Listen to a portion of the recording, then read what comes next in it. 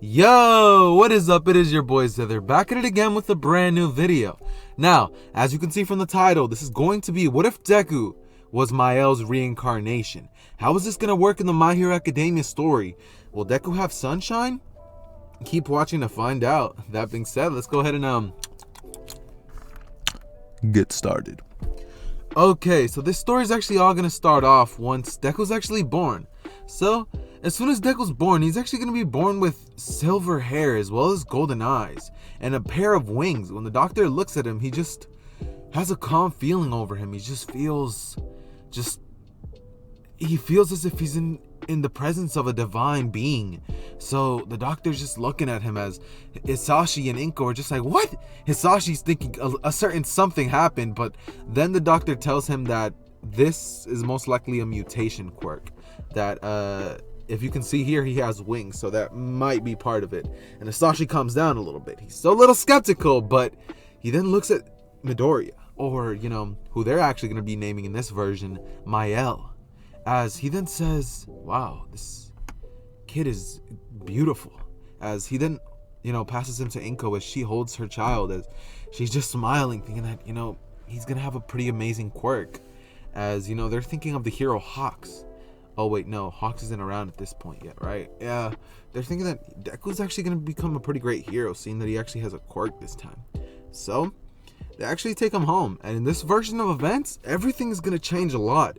So, Deku's name is actually not going to be Deku. I'm going to be referring to him as Deku or Mael, but his real name in the story now is going to be Mael. So, they're going to take him home, and for the next couple years, they're just going to kind of raise him on their own, teach him a couple of numbers, and Deku's wings are going to grow slowly every day. They're going to grow and grow and grow until they get to a decent height.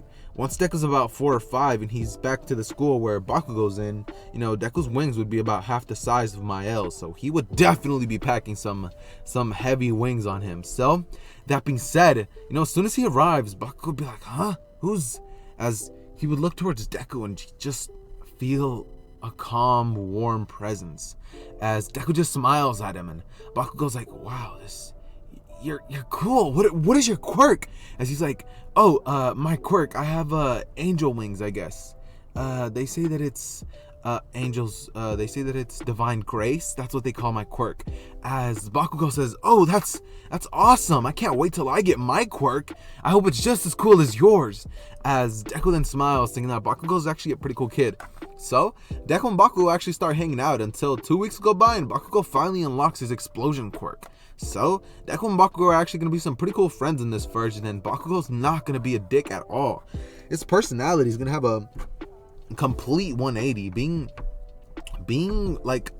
confident in Bakugou, but not being a dickhead at all. He'll be actually kind of nice, and that's going to be very, very impacting on the story. He's not going to be a dickhead or yelling and screaming a lot, but he's definitely going to have the confidence and battle experience, since during these years, Deku and Bakugou are actually going to grow up together, and in this version, everyone's actually going to like Deku. I mean, anytime that anybody's near him, they just feel a warm presence, and they don't know why, but they're all so attracted to him. They all look at him and just feel like he's incredible, All of the females in class, they all like him, and, as much as they want to be with him, they know that for some reason, they just can't match up to what Deku is like. So in this version, Deku's actually going to be the top dog growing up, and that's actually going to have a huge impact on the story. That being said, we're going to go ahead and, go towards a day where, Deku and Bakugou are just, hanging out. They're about 7 or 8 at this point, in the middle, I guess you could say. And, Deku and Bakugou are just training their quirks. It's Bakugou's trying to create bigger explosions, as out of nowhere, Deku has a small sun figure come out of him.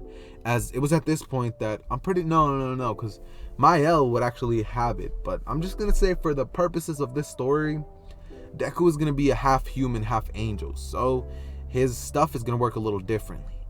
That being said, Deku is going to, he's just gonna have the sun in his hands as Bakugou's clothes start melting off, as Deku's like, cool, as Bakugou's just staring, like wanting to get closer, as Deku's just like, no, don't touch it, it's probably dangerous.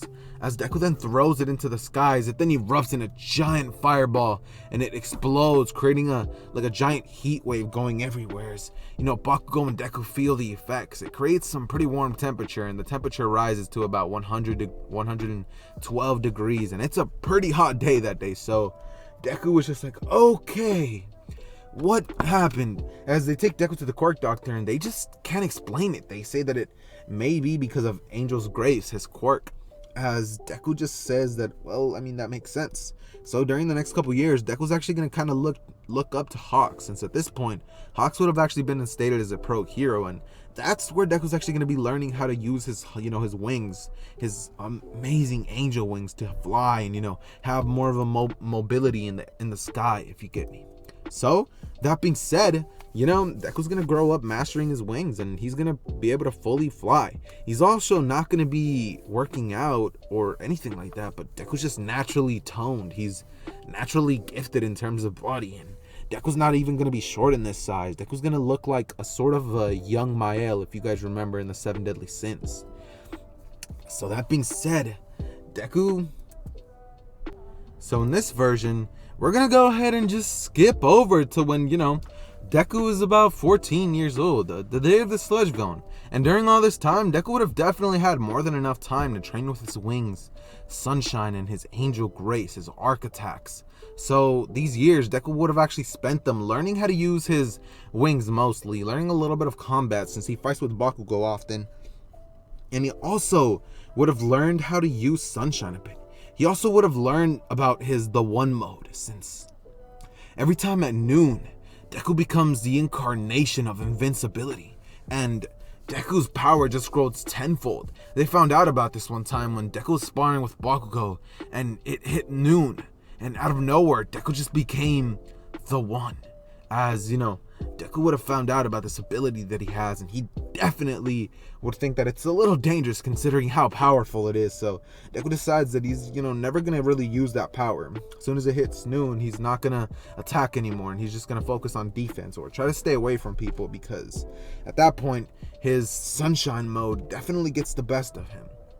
He is half human, half deity, so it's going to work a little different. His Sunshine mode is not going to be bulky like Escanor's. It's going to be maintained, but when he becomes the One, he definitely grows in size by 3 times at least. So that being said, that's how Deku's Sunshine, as well as, angel abilities, are going to go ahead and work. During this time, Deku would have actually learned about abilities such as Omega Arc, as well as creating light weapons and stuff like that. So in this version, Deku would have also gotten the ability to heal and things. So by the time he's 14, Deku would actually be extremely powerful and have some sort of a grasp on his powers. He still hasn't mastered them yet, but he's definitely getting there. And his healing is actually mastered, but he struggles to use his Archangel powers as well as Sunshine. He also struggles to control the output that he uses whenever he's using Sunshine. And when he uses Sunshine, he actually does get a little bit cocky. So that being said, we're definitely going to give him that Escanor-ish personality, I guess you could say, as well as calm, rational, and, intelligent. So everything's going to be good. The day of the Sludge Villain would appear, and the teacher would walk in saying that he knows they all want to become heroes. As he would then say that Mael and Bakugou both want to go to UA, as he would say that that's an achievable goal considering that they're both the top students. They both have the best grades and their quirks are just incredible. As the rest of the class would look at them and praise them for their amazing combat abilities, their quirks, their appearances, since Bakugou and Deku are definitely not going to be slouches. Deku would have a sort of Meliodas body type at this point, and he would be a little taller than Meliodas, not exactly short like he is, but he'll have that body tone. He'll be like like in the middle of Mael and Meliodas in terms of height and body type. So if you can imagine that, that's essentially what Deku's going to be looking like at this point. Also, Deku's hair would be long, just like Mael's is, and he'd have that drip. I'm not gonna lie. So guys, let's go ahead and keep going. So Deku and Bakugou would have gotten praised all class long, and afterwards, once it ends, Deku would tell Bakugou that he has to get home pretty soon, since his mom actually wants to talk to him today about UA, as well as some other things like that he has to be safe and all that stuff.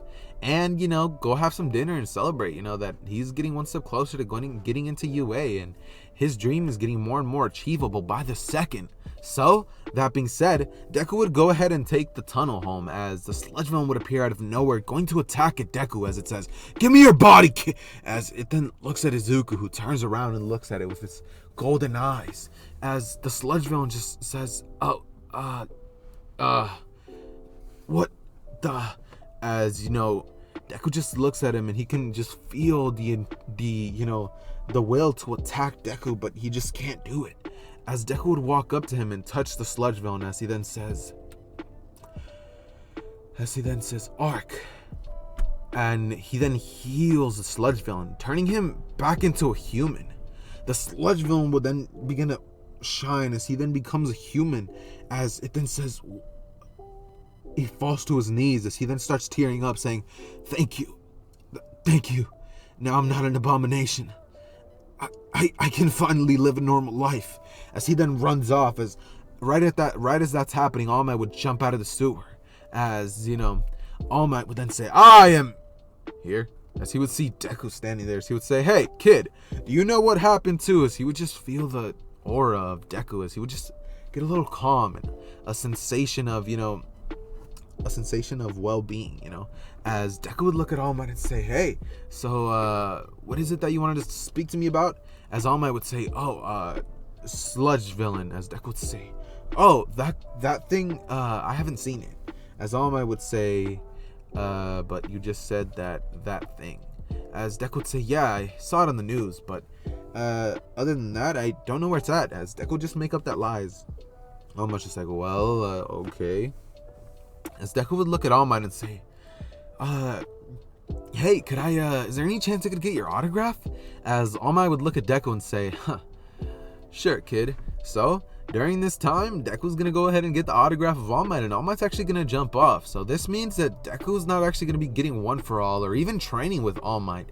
In this version, All Might's still not gonna give the quirk to anybody, and he's kind of just gonna hold on to it, keeping up with his hero work, and not really training anybody, just still looking for a successor. As one day, Deku and Bakugou, this would be about the 3-month point in terms of training. Deku and Bakugou would just be chilling, they're just both, just training with their quirks. As, they're practicing their attacks. Bakugou's way stronger than in canon, since every time that Bakugou fails, he tries even harder, and Bakugou can just see, Deku and Mael, I'm gonna be saying both. As, Mael can just see the determination in Bakugou's eyes. So, he helps Bakugou a lot with his training and helps him develop new moves like the AP shot, howitzer impact, and he, helps Bakugou in terms of flying way better. So that being said, things stay like this up until a certain point. So we're gonna go ahead and just go ahead and have a little bit of a time skip up to the 10-month, or no, the 4-month point, where at this point All Might would just be walking by as he then passes by Digama Beach, that it's actually clear, it's perfectly clean. As All Might says, "Who?" As he sees the boy that he saw a long time ago, about 4 months ago, training with a blonde-haired boy. As he would say, "Hey there." As Deku and Bakugou would turn around, Bakugou would say, "All Might, it's really you." As Deku would say, "Hey, All Might." As Bakugou would just be like, "What? This is All Might, dude. Like, how are you not more shocked?" As Deku would say, "Oh, yeah, I didn't mention it before, did I? I've actually met him before. He gave me his autograph." As he would show Bakugou, and Bakugou would be like, "How dare you not show me it, Deku?" As, Bakugou would just hold the thing, and, oh wait, he doesn't call him Deku, he would just say, "How dare you not show me that, Mael?" As, he and him just start being like, I don't know. As, Bakugou and Deku just proceed to talk to All Might, as he tells them that if they were the ones that did this, as Deku would say that, yeah, they were. As All Might would then say that he wants to offer to train them both, and then asks Izuku if he would be willing to become his successor. As Deku then proceeds to say that he's not really too keen on becoming a successor or inheriting a quirk. So he tells All Might, that he should actually hand it over to Bakugou, because he thinks that Bakugou in this version of events would actually be a very worthy successor, being that Bakugou's way more calm and rational in this version of events, and that changes a lot in terms of the story. So All Might would actually end up training Bakugou, having some sort of sparring sessions with Deku and, with Deku and Bakugou, and All Might would quickly realize that Deku is far superior to him in strength. As, Deku would realize that as well, not knowing that he was that strong. But, Bakugo's also surprised, thinking that my training partner is even stronger than All Might. And on one particular day, let's say about 2 weeks later, All Might and Bakugou are training on the weekends with All Might, as Deku is sparring with All Might when out of nowhere it hits noon. As Deku begins to increase in strength, as a divine energy just erupts off of him, as All Might sees this godlike being, as, All Might's just questioning, what is this? As Deku then says that, oh, this is my invincible, or this is my the one form, that's what he calls it. As, All Might would just be astounded, just like, that's incredible. During this entire time, All Might would have actually been healed as soon as Deku was informed about his injury, and Deku would have used his divine powers to heal All Might. So in this version of events, All Might's actually going to give Bakugou one for all, and he's actually going to keep way more of Embers as well as being healed, so he'll never ever have to revert to his Small Might form in this version. And with that being said, All Might, he can continue doing his hero work just like normal. Deku and Bakugou will continue to become stronger, and during the 10 months, Deku would have actually mastered how to use his divine angel powers, such as Omega Arc, create light weapons, as well as Purge, and other attacks like that, like arc arrows and stuff like that. Anything that you can think of with like divine energy, he can pretty much do. And in terms of Sunshine, he still struggles with it, but he still uses it to his advantage, since he has Sunshine on top of his base strength, which is already insane. So Deku is definitely a powerhouse. It's at night when he's actually at his weakest, but he's definitely still strong regardless of what time of day it is. So in this version of events, Deku's not actually going to be needing some sort of axe like Rita, like Escanor. So Deku's not actually going to have that made for him. He's going to be able to have that power stored within him. And that's essentially what happens during the 10 months point. That being said, we're going to go ahead and jump over to the entrance exam. After the 10 months were over, and Bakugou would have gotten one for all, as well as gotten stronger, so he would be able to use about 30% full cowling off rip, with Deku being far surpassed that, as Bakugou would finally have gotten way stronger, something that he definitely deserved. As Deku would just be happy for his friend. He's not going to feel jealous or think that he should have had one for all. He's going to be happy for his friend Bakugou. They've been best friends for a long time. And so they go to the entrance exams. In this version, Deku's actually not going to trip or bump into Uraraka, meaning that meeting never actually ends up happening. And Bakugou doesn't bump into anybody as well, so that never happens. In terms of Ida, telling Deku that he needs to shut up and stop muttering, that never actually ends up happening, since, Deku just stays quiet and he doesn't really bother anybody or do anything. He aces his test, and when we get to the combat portion of the exam, Deku and Bakugou go in there and start massacring every robot. Deku would proceed to use Sunshine, small sun orbs, as he just shoots them towards the robot. He flies through with a robot arm and just starts cutting up the robots, just slashing them into pieces, punching straight through them, kicking through them, shooting arc arrows at them. And at the end, he would have racked up about 2,569 points, with Bakugou getting about 969. So that being said, I know you guys probably have noticed by now that I really like using the number 69, and that's for a certain reason. That being said, Deku and Bakugou proceed to massacre all of the robots, as everybody's just staring in amazement. As Deku and Bakugou would have been doing incredibly well against all of these robots, as out of nowhere Deku would see that a piece of rubble was about to fall on some girl, as he would rush in there to save her instantly, shooting a arrow at it, as the piece of debris would shatter, as he then takes Uraraka away and says that she should be more careful later on, as she would be in Deku's arms and she would just be like feeling calm. She would just feel like a pure being is just in her presence, as Deku would put her somewhere safer, as she would continue to rack up some points, getting about 10 more points than in the original. And Deku, as soon as the 0-pointer would appear, Deku would actually be like, I got this, as Deku would then say, Omega Arc, as an abundance of arrows would just shoot straight at the robot, just dismantling it, destroying it completely. as Deku would rack up even more points, as well as this rescue points, as Bakugou and Deku would just be sitting there smiling, as Deku would have gotten an insane amount of points. And that being said, that's where we're going to be leaving it off, guys. If you guys want part 2, I'm going to need 200 likes for the next part. That being said, guys, I hope you guys enjoyed. But with that being said, Zether